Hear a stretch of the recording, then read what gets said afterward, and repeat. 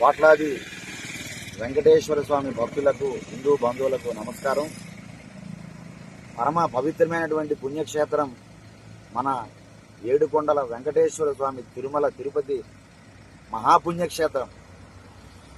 అటువంటి మహాపుణ్యక్షేత్రంలో తబ్లిగే ఇస్తమా అనేటటువంటి ఒక ముస్లిం సంస్థ సుమారు 6 దేశాలు, గల్ఫ్ దేశాలు తీవ్రవాదాన్ని ప్రోత్సహిస్తున్నారు, గేట్వే ఆఫ్ టెర్రరిజం అని రష్యాతో సహా నిషేధించినటువంటి సంస్థ. తబ్లిగే ఇస్తమా, తబ్లిగే జమాతే అనేటువంటి సంస్థకి 4 భాగాలలో 5 భాగాల్లో ఇదొక భాగం.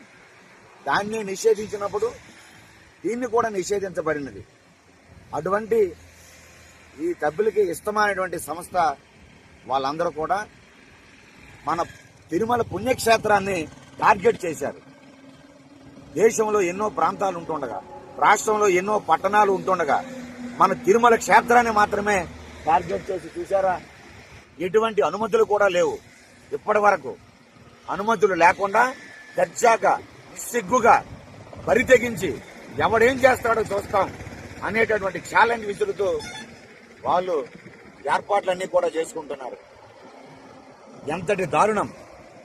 ఈ మధ్యనే మొన్న 5, 6 తేదీల్లో జమ్మూ కాశ్మీర్ రాష్ట్రంలో జమ్మూలో ఈ తబ్లిగే ఇస్తమా వాళ్ళు సభ పెట్టుకుంటామంటే అక్కడ ముస్లిం ఒక ముఖ్యమంత్రి ఒమర్ అబ్దుల్లా, ఇది చాలా ప్రమాదకరమైన సంస్థ, గల్ఫ్ దేశాలు నిషేధిస్తే నేను ఎలాగ ఏర్పాట్లు చేస్తానని సెక్యూరిటీ పర్పస్ లో క్యాన్సిల్ చేయించారు. అయినా మన సిగ్గుమాలినటువంటి మన రాజకీయ వ్యవస్థ, దిక్కుమాలినటువంటి మన ఈ వ్యవస్థలన్నీ కూడా వారికి వత్తాసు పలికి వారి నిస్సిగ్గుగా అన్ని ఏర్పాట్లు చేసుకున్న పరమ పవిత్రమైన పుణ్యక్షేత్రం మన హైవే పక్కనే మన తిరుపతి.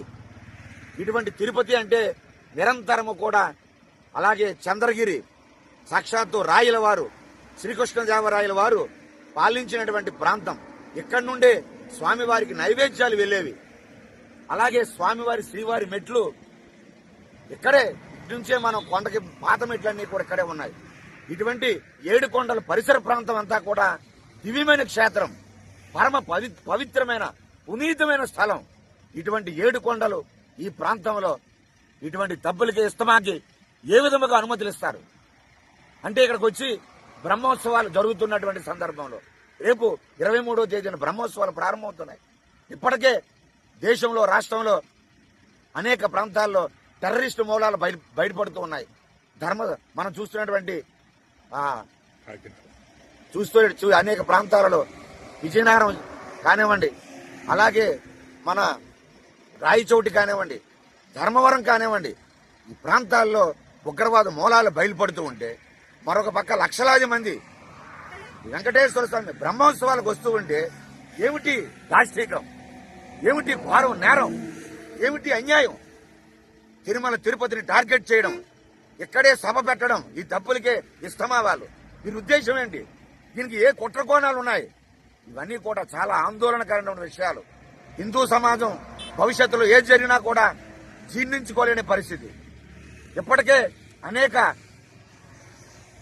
అనేక బాధలు తిరుపతిలో, మన పుణ్యక్షేత్రంలో మనం ఆ మీదకి వెళ్లి నమాజ్ చేయడం, అలాగే కొంతమంది ఆ సెక్యూరిటీని దాటించి వెళ్లి మీదకి వెళ్ళిపోవడం మనం చూశాం.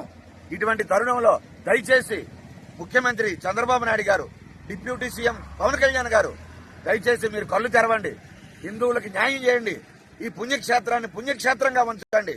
ఈ పుణ్యక్షేత్రంలో అడుగుతున్నాం, మనం మక్కాలో మనం సభ పెట్టగలమా? అనుమతిస్తారా?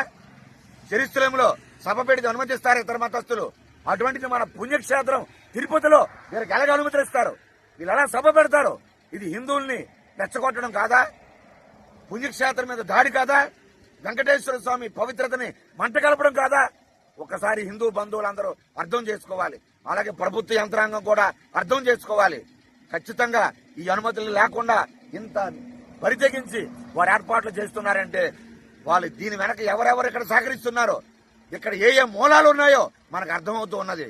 కాబట్టి దయచేసి ప్రభుత్వ యంత్రాంగం బేషరతుగా ఈ సంస్థను ఇక్కడ నిషేధించి సభని రద్దు చేయాలని మేము మరీ హిందూ బంధువులందరి తరపున, ఆంధ్రప్రదేశ్ సాధు పరిషత్ తరపున, హిందూ ధార్మిక సంఘాల తరపున మేము మరీ ప్రభుత్వానికి మేము విన్నవించుకుంటూ ఉన్నాం.